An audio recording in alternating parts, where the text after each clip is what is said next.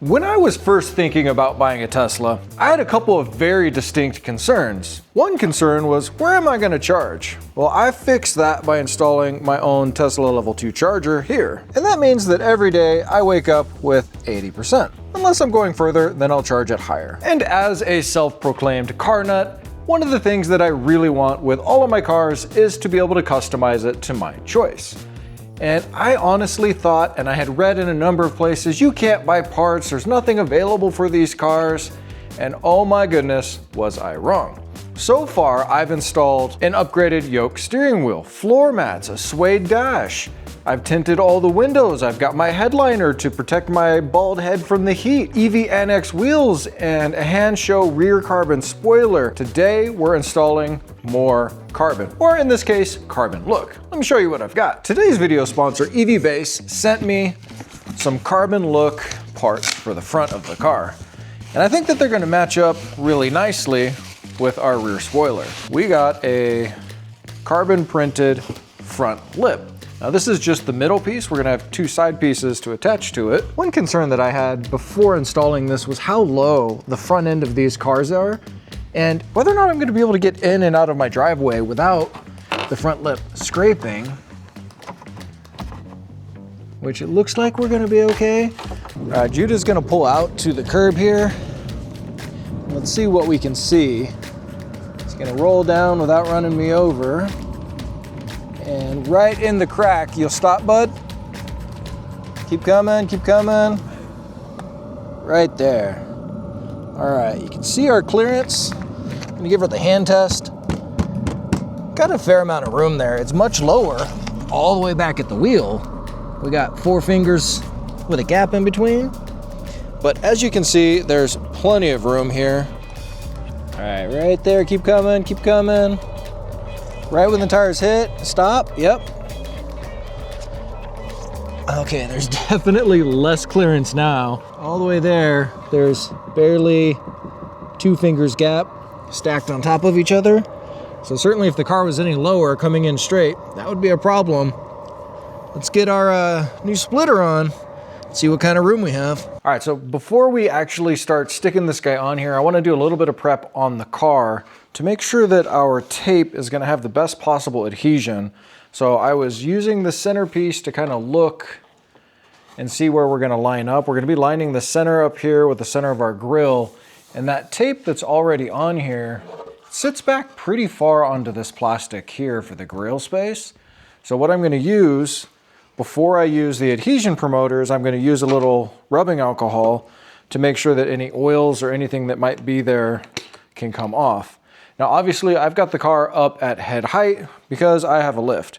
At home, you can do this on the ground, no problem. The only thing you need to get access to underneath are these clips here, and then space to be able to get a drill to put your screws in the bottom.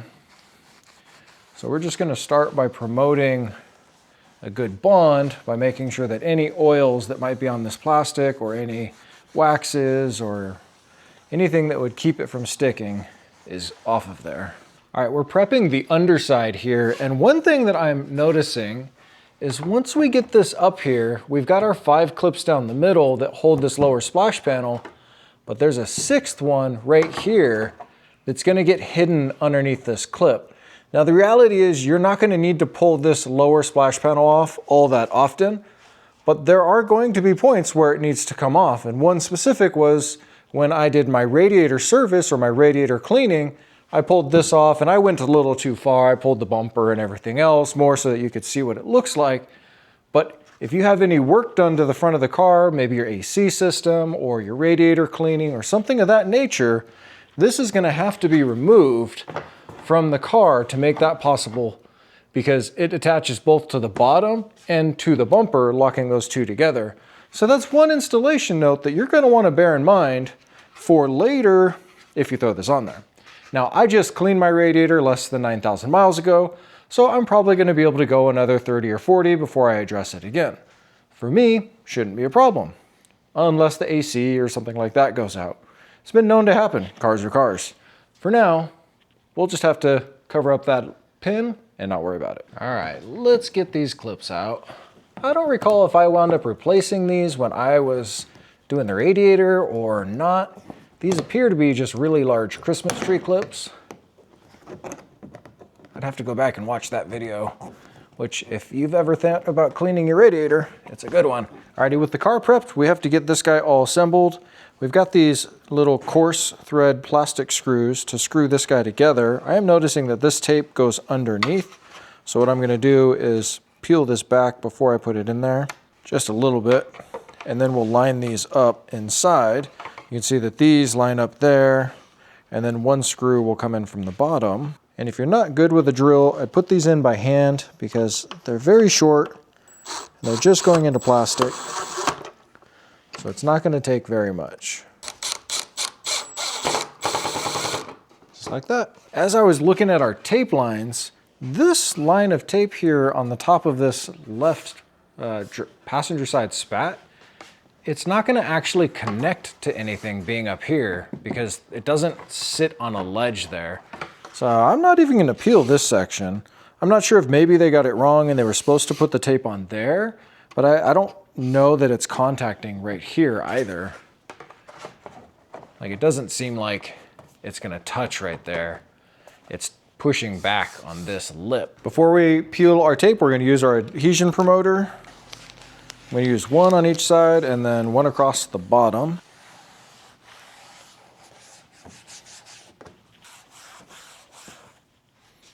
All right, I'm ready. Let's peel the tape. Get this sucker on here. I'm pretty excited. This is gonna look dope. We're gonna push the middle on and leave the sides kind of flexy so that we can try to get them all lined up. The middle goes in real nice. Okay. Hold on, come over here. We're not sticking or anything yet. What we wanna do is try to work it this way. Try to get this edge to line up and then squeeze it in place. Well, it lines up real nice. Nice, nice, nice.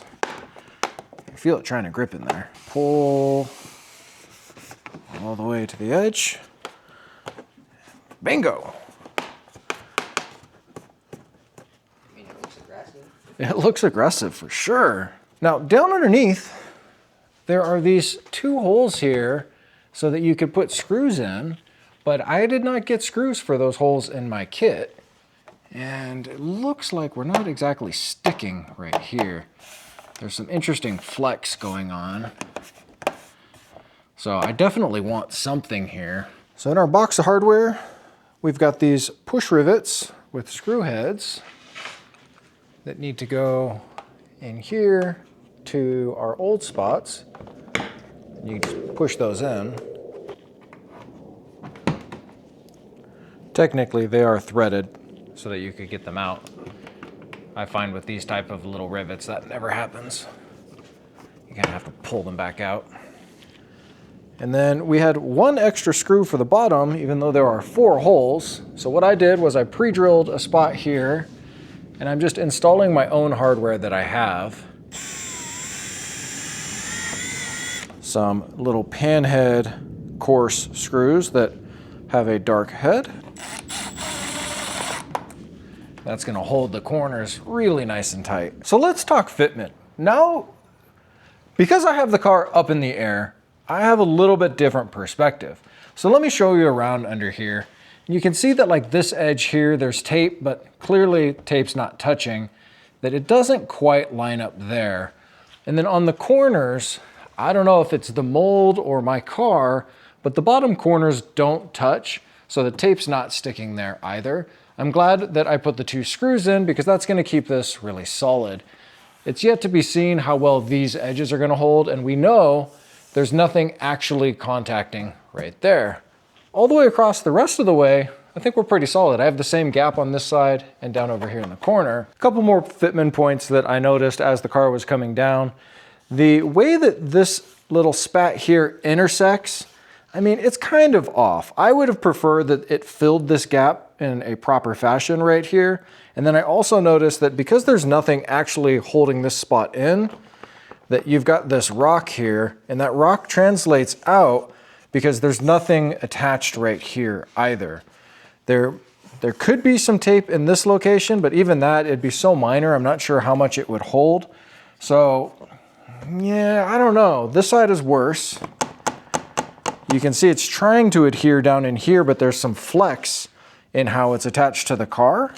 And still, there's gonna be a gap, and that gap is leading this edge across here.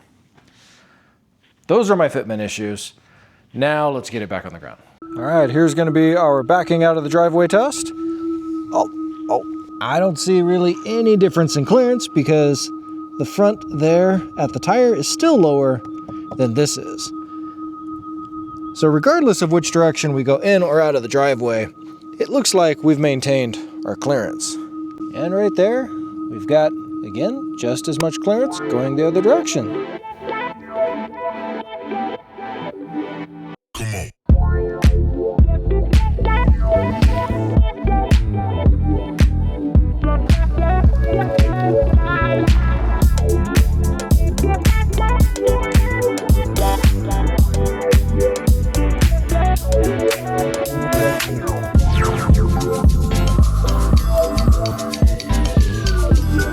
All right, so what do you think about it? We've had it on the car a little over 500 miles. We just did a weekend road trip and we've been through 3 car wash cycles and it's stayed on just dandy.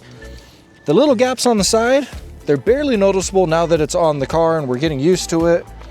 And they're pretty much the same on both. The coloring and the texture is holding up wonderfully. So if you're looking to get a front lip spoiler for your car, take a look at the links down below. Use code DFB to get 20% off and share that with all your buddies that want to look just as cool as you. Thanks for watching. Like, subscribe, comment, join the channel. We'll see you guys in the next one.